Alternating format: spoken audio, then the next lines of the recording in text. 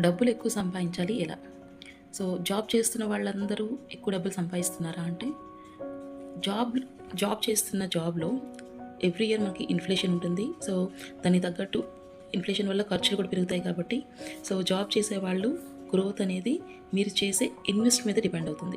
So, job చేసేవాళ్ళు salary వస్తుంది, దాన్ని ఖర్చు పెడతారు, వాడేస్తారు, సరిపోతుంది.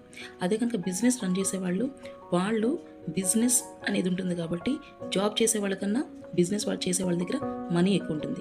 కొంతమంది సెల్ఫ్ ఎంప్లాయీస్ ఉంటారు, వాళ్ళే వర్క్ చేస్తుంటారు. సో, వాళ్ళు వన్ మ్యాన్ ఆర్మీలాగా కష్టపడతారు కాబట్టి వాళ్ళ దగ్గర తక్కువ మనీ ఉంటుంది. అదే కనుక ఇన్వెస్టర్స్ ఉంటారు. సో, వీళ్ళు ఏవైతే మంచి మంచి ఇన్వెస్ట్మెంట్స్ ఉన్నాయి, వీటిలో అయితే ఎక్కువ ప్రాఫిట్ వస్తుందో చూసి ఇన్వెస్ట్ చేస్తారు. సో, ఆ ఇన్వెస్ట్ ఎవరైతే చేస్తారో వాళ్ళ దగ్గర అందరికన్నా ఎక్కువ మనీ ఉంటుంది.